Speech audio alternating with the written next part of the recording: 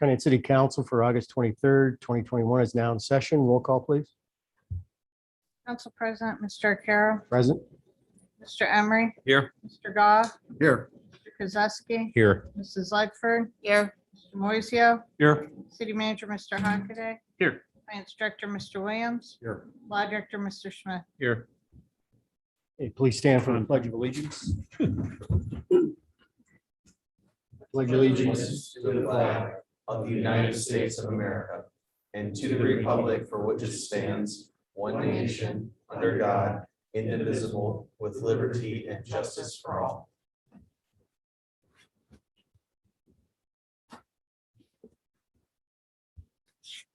Moving on to approval of meeting minutes for August 9th, 2021. Are there any alterations or corrections? Hearing none, is there a motion? I'll make a motion, Mr. Arcaro. Second, Mr. Arcaro, Yes. Mr. Emery, Yes. Mr. Goff, Yes. Mr. Kozowski. Yes. Mrs. Lightford, yes. Mr. Moiseo. Yes. Okay, the meeting minutes for August 9th, 2021 have been approved.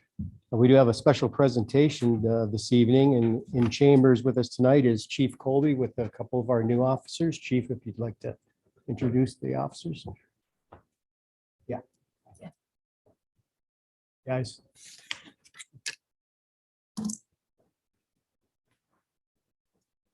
These are two of the newest patrolmen in the city of Conneaut. First, I have Wade Stitt, who's been on the job for about a month and a half. He's been on solo patrol for about the last 2 weeks. He spent the last 3 years with the North Kingsville Police Department. And prior to that, he worked in Jefferson Village Police Department. This is Eric Mancy. Eric was just sworn in this morning.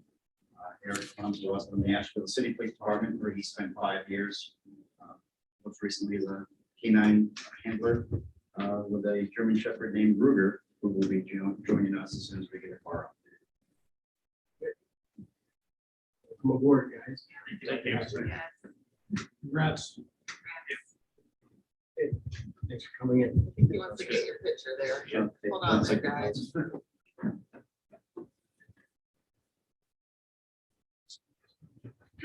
Okay, be safe.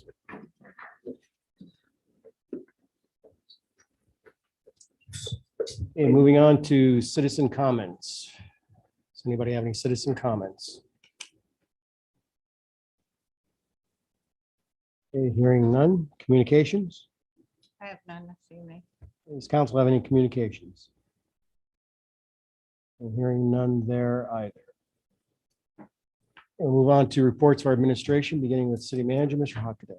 Thank you, Council President Arcaro. One quick notice. We got this notice on Friday. It is on our website. It got extended and altered today that the Middle Road covered bridge is closed for repairs. The Asheville County engineer, that is his project.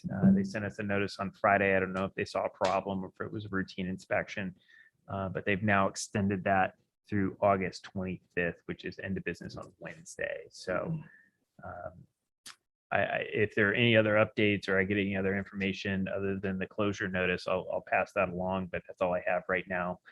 I did want to make you aware of that. Couple other good things. D-Day was this last weekend. I thought it went off very well. I think the D-Day committee, their volunteers, all the kind of allied organizations that volunteer to make that event possible did a wonderful job in a somewhat turbulent year. Obviously, they had some caps. It was a little smaller crowd. There was a lot of spacing. I think it was a nice outdoor event. A lot smaller than we're used to seeing with D-Day. Of course, with what's going on, that's not necessarily a bad thing. Very well run, very few issues, if any at all. And again, just want to say thanks for all the people that continue to support that. It's a pretty awesome event. It's awesome to see, and let's hope in future years they can kind of have the full unbridled event. So really appreciative of everybody who contributes to that in their 21st year this year. So Two other ribbon cuttings. The Philippa family, Annalyn and Dave, and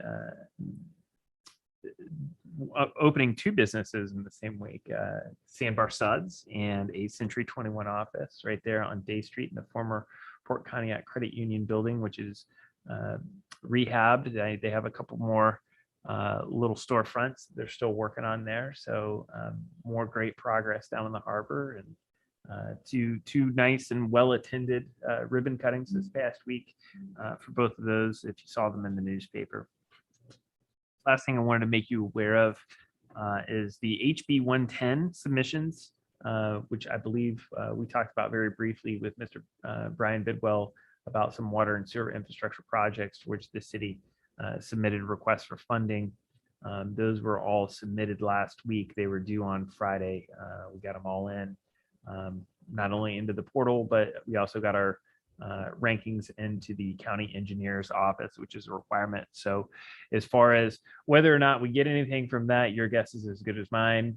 This is obviously something that was legislatively created with some of the ARPA dollars from the state legislature being reappropriated there.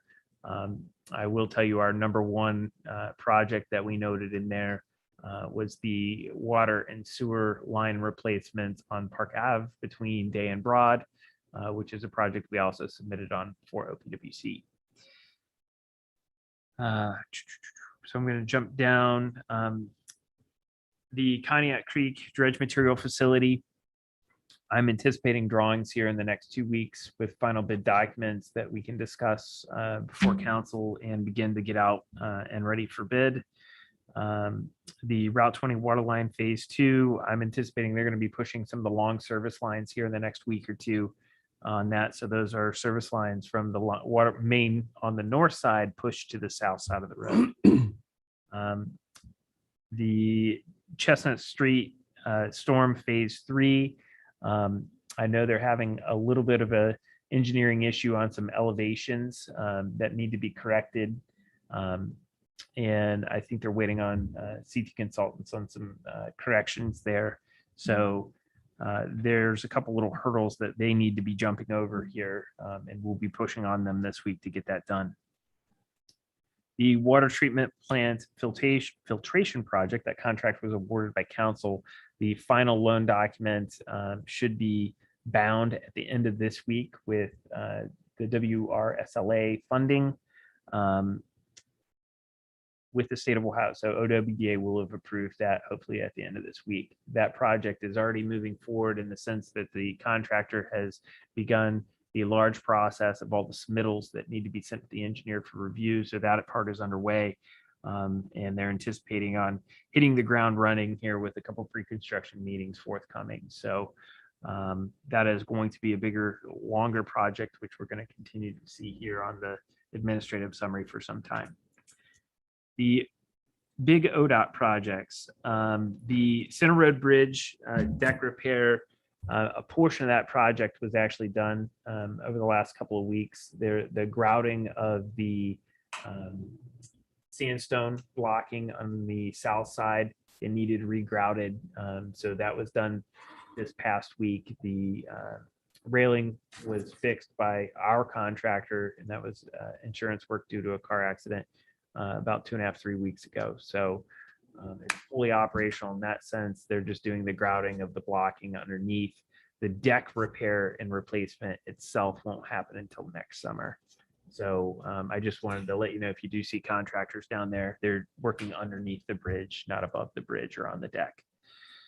The West 20 full reconstruction, they've been working on that north curb, getting it slip formed. Then there'll be final compaction, grading, and fill, followed by the base courses of asphalt. Once they complete the base courses of asphalt, they'll flip, and it'll still be eastbound, but they'll be taking out the south side of the road, the unreconstructed portion. So hopefully they're going to make that flip here by the end of the month is the goal. The culvert repair replacement on Lake Road there over Kelsey Run, that was substantially completed before D-Day. Appreciate ODOT and their contractor hustling to get that completed prior to D-Day and getting all that mess out of there. I know they still have some touch-up pieces, some restoration work that'll have to occur, but they were going to come back and hit that after D-Day was over and cleared out. So there'll be some grass seeding and some other things that will need to happen in there. But overall, that culvert replacement piece is substantially completed. The ODOT Small Cities Award, and I'll keep referring to that. I'm gonna have to rename it here on the sheet. It's the Broad Street reconstruction project that'll go from State to Jackson, the concrete section that's in really dilapidated shape there between Broad and Jackson. We'd already had a award of about 1.8 million. Tentatively, according to the integrating committee, we scored well enough to get another 335,000 in grant for that project and $150,000 in 0% interest loan. So that should just about conclude construction costs with that project. We have one other grant application and submission that ties in Madison Street there. That is a CDBG grant application, which I'm hoping we will actually be able to hear back on here in the middle of September, maybe even early October. So I'll let you know where that one goes, but that is the next major reconstruction project. The 221 building, we received SOQs. We received a total of 3. I will be distributing those to council for anybody who would like to review them, as well as internal staff, our engineering, and our partners in that building rehab will have the opportunity to review that. The PIG grant is out for bid, and that is about, I didn't miss anything. Chief already ran out of the room, so you can't ask him about his report. So any questions on that? Mr. Hockaday, on the Route 20 reconstruction, when would the two-way traffic, is it still on tap for end of October? Yes. East and westbound? Yep. So even after, they'll have enough time to make that flip and. So hopefully they'll flip here at the end of August, and it'll be the same thing, but on the south side. And then hopefully by the end of October, it's reestablished two-way traffic. Are they just going to fill that with gravel and then top coat, or how is that gonna? Yeah, so they'll bring gravel in, they'll proof roll it, but there's about 9 inches of asphalt that will go in there. So the grade that you see against the curb is about final grade on the gravel. So if you go to the west end down by the Dollar General and you see that gravel grade, that's about finished gravel grade, and the rest of that will be asphalt. Wearing courses brought up in a couple inch lifts, like 2. That won't be the final application. That'll come in 22 with, from the bridge to west, or the Amboy Bridge or the East Conneaut Bridge. They will put in a temporary wearing surface. Okay. It might still have some lips, and they'll have to do adjustments around the manholes and stuff like that, because they'll do it all in a continuous pave all the way from the viaduct to Amboy. So what about the driveway aprons then for the businesses and residences? Are those going to be? Oh, those should all be restored here. That because the curb is the final grade on the edge, so hopefully they'll be able to knock those out all this fall.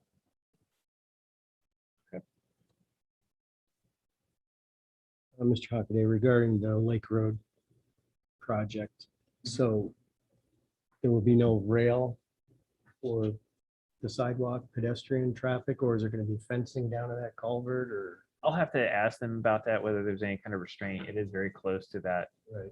Yeah. I'll have to look at the plans. I don't know off the top of my head. Okay. But it's something I can bring up with them for sure. All right, thanks. Any other questions for the city manager? 251 Clay Street. Have you heard anything? I have not. It is with the law office. I'm sorry, what's that? 251 Clay Street. You know, we have talked about it. I can't tell you anything about it right now, but if you give me a couple of days' notice, I can be prepared next time. Okay.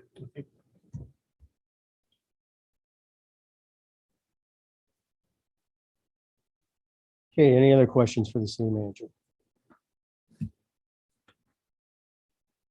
Okay, if not, move on to the finance director. Mr. Williams? Thank you, Mr. Arcaro. The first thing I did for council, I provided you with the hard copy, the comprehensive annual financial report. I had emailed it probably a month or so ago, but I wanted to get you a hard copy. That just contained the independent auditor's report in that comprehensive annual financial report. I've been talking about our single audit that we haven't received yet. Well, we finally did receive it from Cantor and Associates. It was filed with the Federal Audit Clearinghouse. On the first page, it just has the table of contents, and there's really only two things in here I wanted to draw your attention to. The schedule of expenditure of federal awards. We had two, which the COVID-19 grant was the largest, about 1.15 million. And then we had the North American Wetlands Conservation Fund. That was federal monies we received for the East Side Park for a total of federal awards of 1.254 million.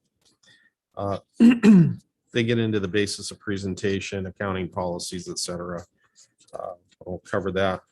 But then there's the schedule of findings at the very last page. The summary of auditors' results. We did receive an unmodified opinion, as we did in the annual report.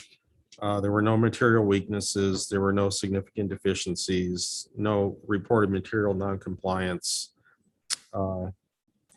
no material weaknesses over internal control, and no significant deficiencies in internal control.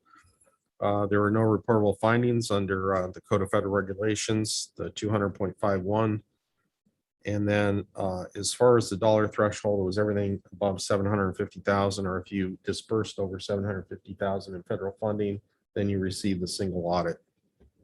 The only thing that kind of got my attention, we haven't had a single audit for many years, and I told the city manager this. Kind of concerned me because it says, are we a low risk auditee? And it says no. I didn't know why we weren't considered low risk. And the reason being is if you haven't had a federal single audit in the past 2 years, you're automatically determined to be a high risk auditee. What that means is rather than audit 20% of the federal expenditures, they're supposed to audit 40% of the federal expenditures. In this case, they audited 100% of the federal expenditures, so it really didn't matter. But that's the only reason, if that drew your attention to that, that's the only reason why we're not considered a low risk auditee. And then two findings related to the financial statements required to report in accordance with GAGAS, or generally accepted auditing standards. There were none, and findings on question costs for federal awards, there were none. So we received a good audit on the single audit. The other thing I'll draw your attention to, I sent council a copy of this. We applied for the ARPA funding. We had till September 4th to apply for it, but we applied for it a little bit early. And we were approved for $656,265.39.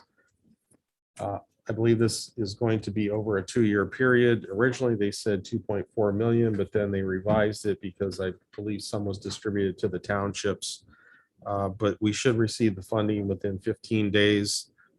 So I'm guessing sometime early September. Our next meeting, you will see ordinance to create a new fund, because we'll have to have a new fund to account for these federal dollars. And then I also emailed you all the links. This one was from the Ashtabula County Auditor.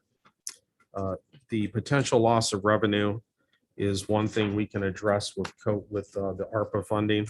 And there's a guide there on how to apply for or go through the process to determine if there was any funding that could be restored to the general fund. I included the growth adjustment calculations and the revenue loss calculations in there. And then there's a flow chart on what revenues can be considered and which ones cannot be considered. So I'll be working on that this week. And then there's also a summary. I believe I gave this to you before, but I wasn't sure on some of the guidelines on the expenditures of funds. So there's public health responses and eligible uses. The actual detail of this is much longer, but this is just a summary. And then you have, that's one of the larger ones. Then there's negative economic impacts you can address. There's investments in infrastructure that you can address. And then the premium pay, which I don't think we're going to do that, probably not.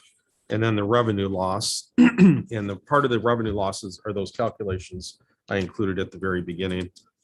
And then as far as ineligible uses, they're pretty limited on ineligible uses on this, but they highlight some of these.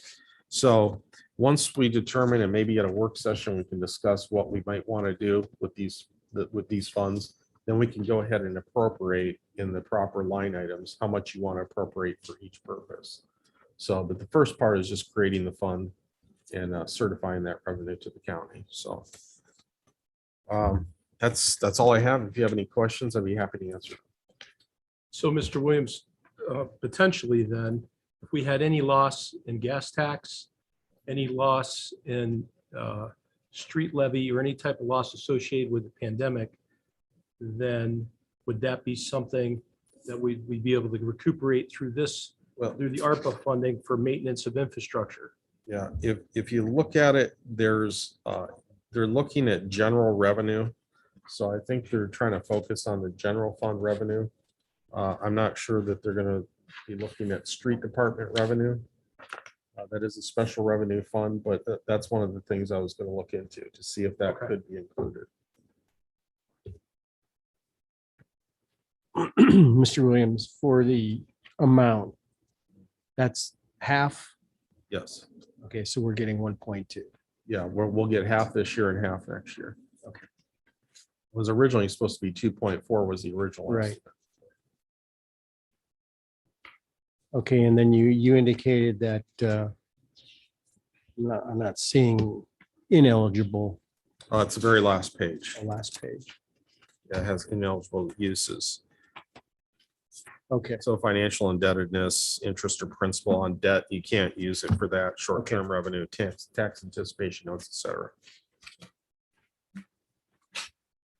Really, there's not too many things that are ineligible to a certain extent. Not really. I mean, if you look at the specifics on what you can spend it for, I think we focus more on that than some of the ineligible uses. any other questions for the finance director? Okay, thank you. Move on to the law director, Mr. Smith. No report tonight. Move on to reports of our committees. Anybody have a committee report?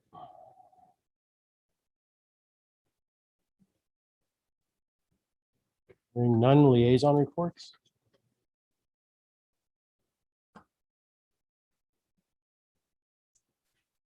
Okay, I do have a liaison report from the Port Authority, which met on the 19th. And they're looking to start winding down operations for the season. They did accept a motion to enter into an agreement with the city, as you know, for a police officer during the summer months, which will begin in 2022.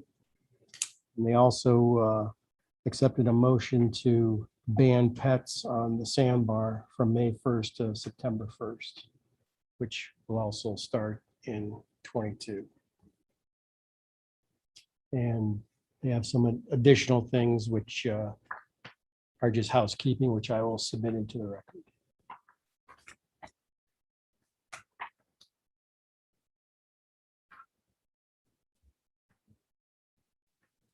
Okay, any other liaison reports?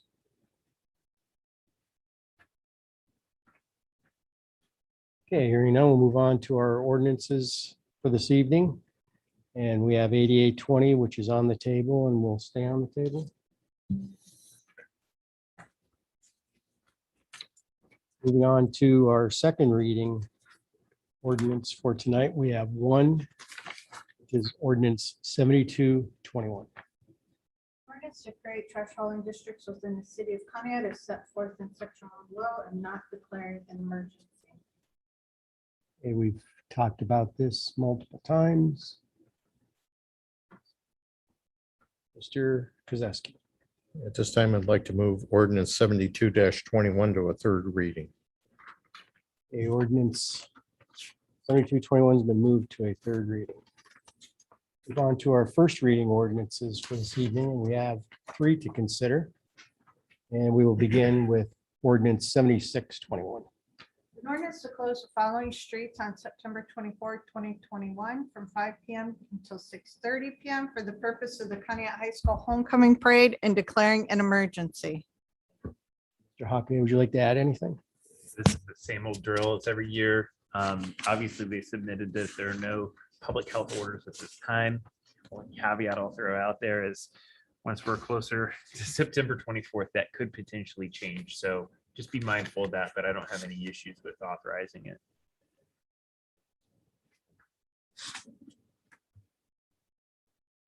Are there any questions or comments regarding this ordinance? Now, is there a motion to proceed? I'd like to make a motion to suspend the 3 reading rule on ordinance 76-21. There's a motion to suspend a 3 reading rule on ordinance 7621. Is there a second? Second. Mr. Arcaro? Yes. Mr. Emery? Yes. Mr. Goff? Yes. Mr. Kozowski? Yes. Mrs. Ledford? Yes. Mr. Moiseo? Yes.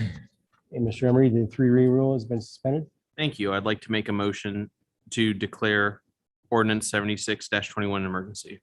Motion to declare ordinance 7621 an emergency. Is there a second? Second. Mr. Arcaro? Yes. Mr. Emery? Yes. Mr. Goff? Yes. Mr. Kozowski? Yes. Mrs. Ledford? Yes. Mr. Moiseo? Yes. And Mr. Emery, the emergency has been declared. Thank you, Mr. Arcaro. I'd like to make a motion to act on ordinance 76-21. Motion to act on ordinance 7621. Is there a second? Second. Mr. Arcaro? Yes. Mr. Emery? Yes. Mr. Goff? Yes. Mr. Kozowski? Yes. Mrs. Ledford? Yes. Mr. Moiseo? Yes. A ordinance 7621 is passed. Move on to ordinance 7721. An ordinance to amend sections 917.20 and 917.22 of the City of Conneaut Codified Ordinances Tree Removal Reimbursement Program and not declaring an emergency. Mr. Hockaday. Okay, 77 and 78 are related. We started these maybe 5-6 years ago. They're relatively small funds. I think they receive about $5,000 in appropriations each in terms of the tree fund and then the sidewalk repair fund, largely as a response to, what's the city doing about it, particularly with the trees. The tree ordinance is incredibly well used on a very frequent basis. We have a lot of users. The only thing is there's probably a little bit of cleanup in here. Most oftentimes, as we've had many this summer where we've had really heavy storms roll through, a tree is damaged, partially damaged, and they have to take it down. Not a problem. This ordinance, as written, though, requires us to have everybody submit it by a certain date and then bring it to council for approval. And it's kind of awkward in how it's written. Typically, if a tree is damaged or so on and so forth, we'd rather see that property owner go ahead and take it down. And the total amount that they're eligible for per tree, that's $250 for the tree and another $50 if they do the stump removal, which if you've ever had to remove a tree, that's a portion of the cost to remove a tree of any real size. So, but I figured just cleaning it up, so a little more consistent with theory and practice here would be a good idea since we're looking at the sidewalk ordinance as well. If it's okay, I'll talk a little bit about that. So I submitted to you a request received from the Conneaut Foundation. Sidewalk programs utilization is kind of hit and miss. Sometimes people use it, sometimes they don't. There have been years where it has gone unused. I don't know if some of that's promotional. All this stuff is on our website. I try and bring it to people's attention when they're talking about issues with their sidewalk, so they know it's there. The Conneaut Foundation is in the process of rehabbing the former Harbor Beverage building as well as the property across the street. That's 985 Broad Street is the address. And then there's an unnamed address, which was a blank lot, which they're constructing a parking lot in. The sidewalks on both sides of the street are in pretty bad shape. They're going to be removing all the sidewalks and replacing them. Sidewalk repair program only pays for material. So their request was, can we utilize that to pay for a portion of their costs? And I think Mr. Jocelyn identified in here that they're replacing about 108 cubic yards of concrete, 30 yards of which are specific to sidewalk. Significant cost, I know, because it's, I think it's a little over almost 400 feet of sidewalk on both sides of the street. So they said, hey, can we use this? And the reality is once you review the ordinance for the sidewalk program, it's only for residential property owners. It doesn't say property owners. So it would seem to speak to not include nonprofits or even business owners. So the only modification in here really for that is truly impactful is the cleanup piece in terms of submitting it well in advance. Almost nobody does that. And then additionally, making it property owners rather than residential property owners, making a little wider and more general use. I know we haven't talked about this in a work session. There's no urgency that you pass it at this council meeting. So if you want to move it, but I just wanted to bring this issue up. I think there are some pretty common sense changes. We're not talking about gazillions of dollars either. We're talking about a $5,000 total fund in the sidewalk repair program. I thought it would also be a good opportunity to kind of talk about it in front of council, talk about it on TV. Maybe it'll generate some additional interest from around town. More people know that this program is available for them. So I'm open to any feedback on any and all of it. So has anybody taken advantage of either of these programs this year? The tree programs, multiples. I think we're probably, John, do you know what the fund balance is off the tip of your I tongue? think there's 2,500. It's in the line item. It's encompassed in the Public Works Department fund, but there's a separate line item for that. I think there's maybe half left. It's pretty well used every year. I know last year it was fully utilized on the tree side.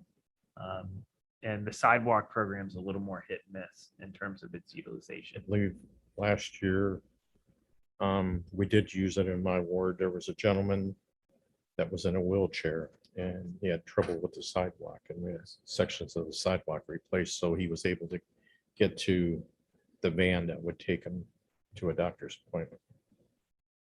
Like I said, it's usually smaller pieces. I think it's a decent program to have. You know, I can certainly understand if somebody said, hey, let's go do the bigger, broader sidewalk replacement initiative.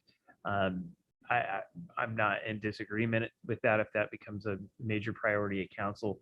But this is just something there that if somebody has to do this and it's going to be financially burdensome on them, or it's a significant investment that they could leverage a small portion from the city, that's what this program's there for. It's just to make it a little bit easier.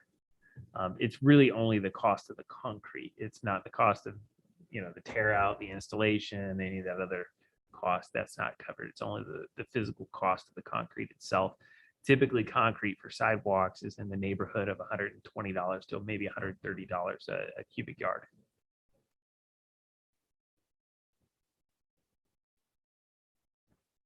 So looking at this appropriation, Mr. Williams, looks like there's just 2,100 left in both of these lines. Out of the 5,000. Yeah, one had 5. I think the sidewalk has 5,000 initially appropriated.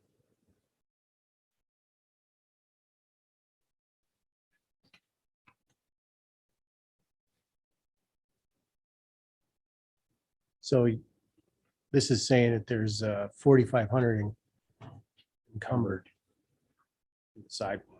Right.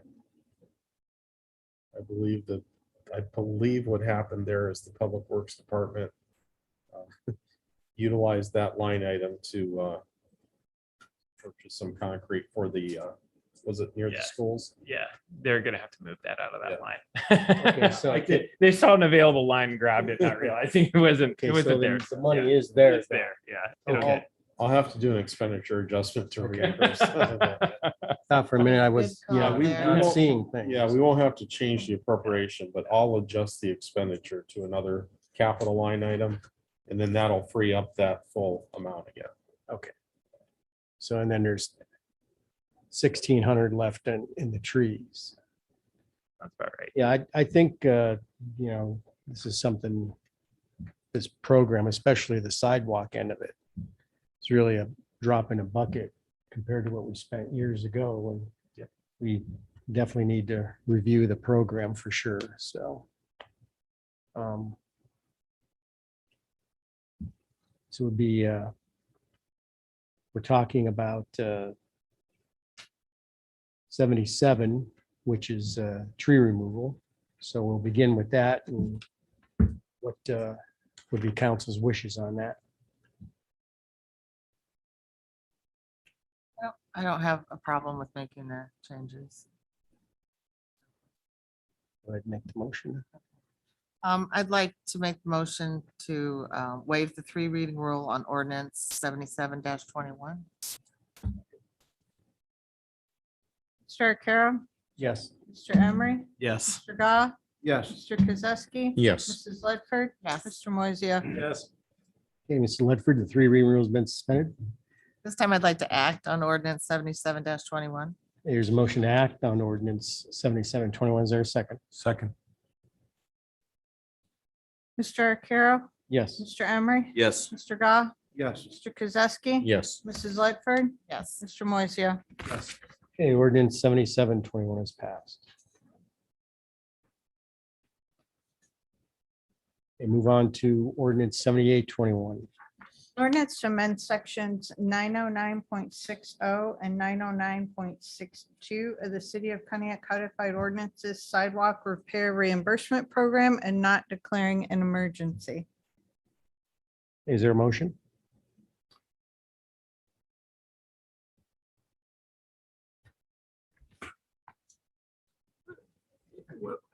I have a question on this.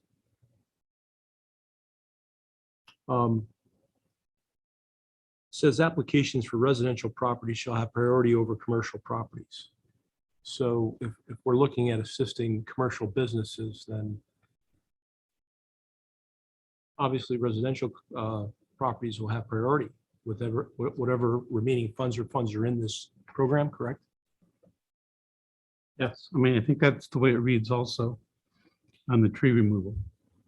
And it's a rolling basis. So, it's like open enrollment. So the problem with the way it was originally designed, particularly with the trees, is they had to have it submitted by X date, for consideration to be assumed. I mean, if a tree is damaged or in dangerous shape, people don't want to wait 3-4 months to take it down. So, to the extent that we would prefer a private property owner over a commercial business, yeah, I would generally hear that. So if you had 2 competing applications that soaked up the balance of the money, then yeah, we would take the residential one over the commercial one. I think that would make sense. But so far that hasn't really been an issue. The tree one is the more well utilized of the 2.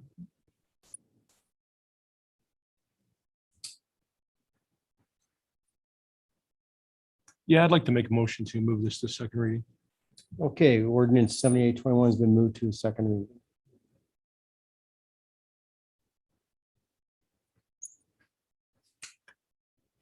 Okay, that concludes our ordinances for this evening. Move on to unfinished and old business.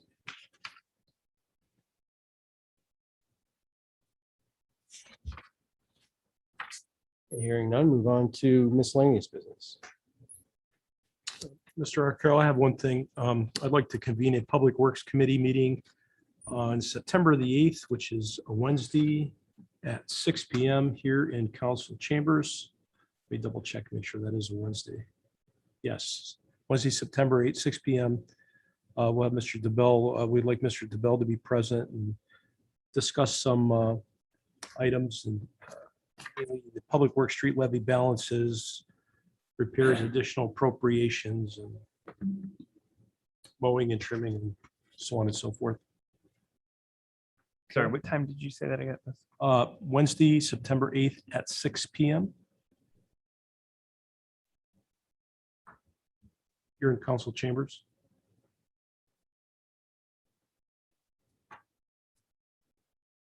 Okay, anybody else for miscellaneous business.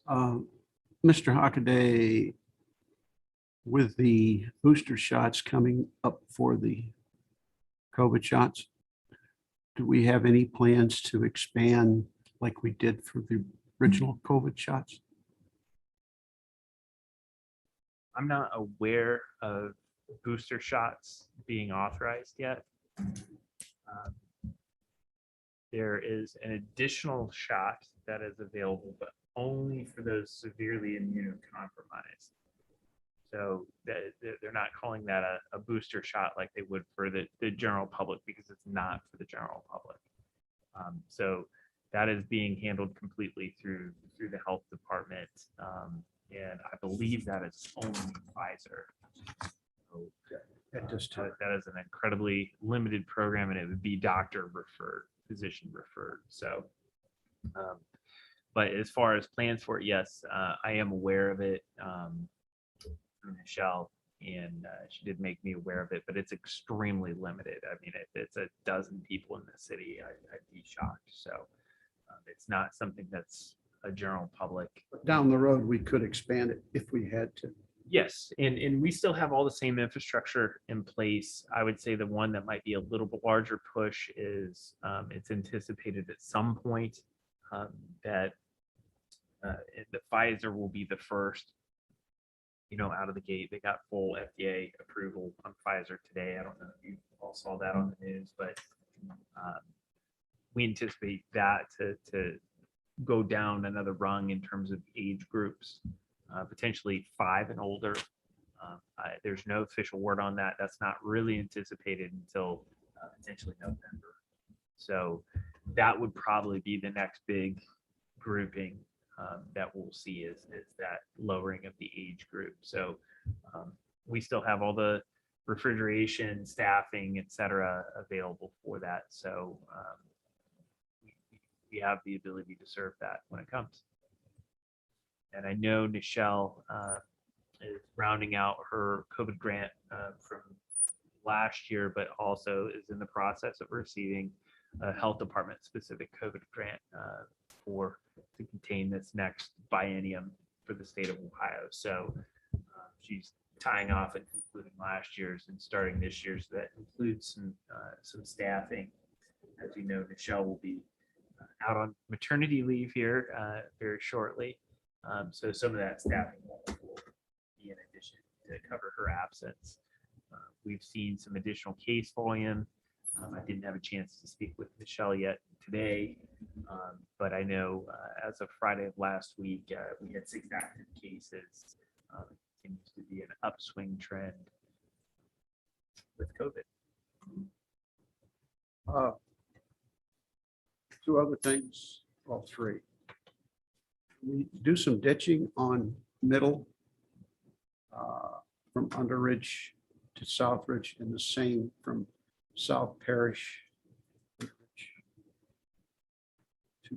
Southridge. Got a pretty good rut going down Parish.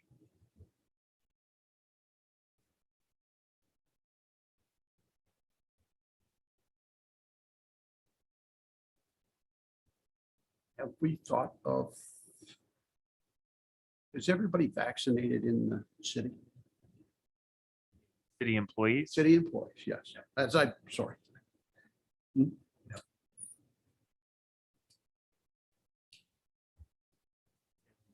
I don't think we have any intention at this time to compel vaccination. I would say the lion's share are. I know there are some that have medical issues that would not allow them to be vaccinated.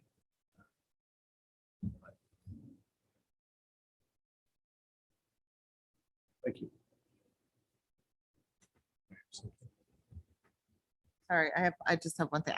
I participated today in the back to school backpack distribution at the County Human Resource Center, and it went really well. And I wanted to thank Mr. Hockaday and partnering with the health department with Nichelle, and they got a grant through NOPEC to purchase all of the book bags. So today, about 350, over 350 backpacks were given out. And it wouldn't have been possible without that grant. So I appreciate your efforts on that. And I'm sure the Conneaut area city school students appreciate it too. So thank you. Good looking backpacks. They were. They were. Mr. Hockaday, Saturday night, down at the sandbar, late in the evening, to quote the president, someone had a boneheaded idea to drive across the sandbar and drive into the lake. Mhm. The fire department responded down there. Are we going to build them as for a technical rescue for that? I would have to look. I should be.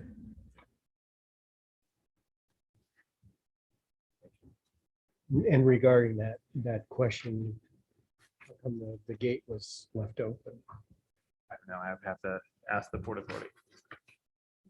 We have police down there every evening, don't we? Making sure that that's. I would have to look into it more carefully. I don't have any of the call information at this time. And you have one thing, Mr. Hockaday, as we all know, school begins next week. Teachers are in this week. Chestnut Street School Zone, no parking signs. They're still not up. They were ordered. I'll have to check with Joe if they came in. I know he was waiting on them 2 weeks ago, so they've been ordered. And then the other thing would be painting the school zone. Striping. Okay.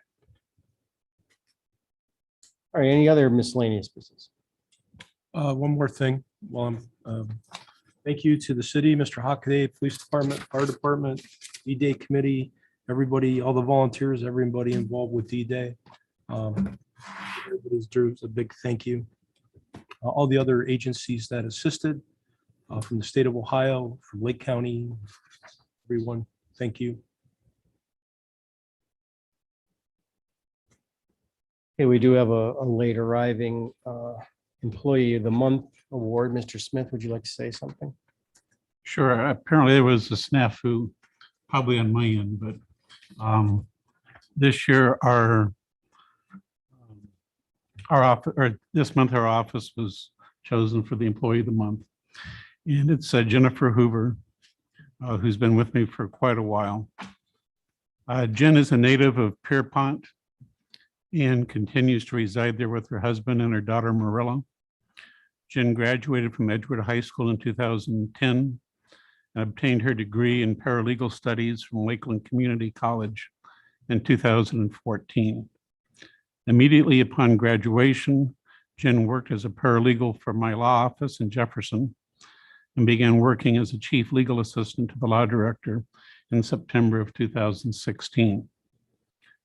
As chief legal assistant to the law director, Jen helps draft ordinances, organizes and helps prepare criminal cases, subpoenas witnesses, reviews police videos, facilitates victim advocacy, monitors and files code enforcement cases, helps prepare civil complaints and motions for preliminary injunctions, most often in connection with code enforcement, helps prepare administrative search warrants and criminal search warrants, arrest warrants, extradition complaints, assists in providing legal research, and provides general secretarial services to water, sewer, and fire departments, and works closely with the city manager's office, the Conneaut Municipal Court, Conneaut Health Department, and the Ashtabula County Prosecutor's Office, where all of our felony cases are bound over.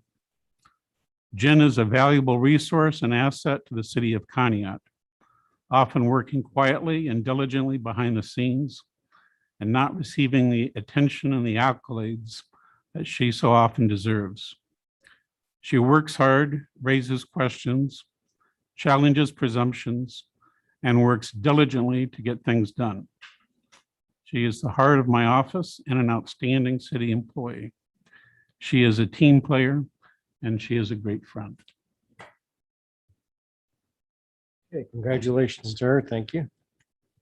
Any other miscellaneous business?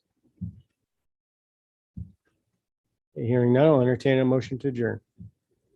So moved. Mr. Carroll, Yes. Mr. Emery, Yes. Mr. Goff, Yes. Mr. Kozowski. Yes. Mrs. Ledford, Yes. Mr. Moiseo. Yes. Do have one other thing I almost forgot to excuse Mrs.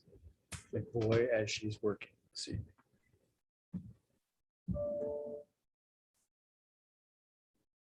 Motion. I'll make a motion. Second. Mr. Carroll, Yes. Mr. Emery, Yes. Mr. Goff, Yes. Mr. Kozowski. Yes. Mrs. Ledford. Yes. Mr. Moiseo. Yes. Okay, and with that, City Council for August 23rd is adjourned.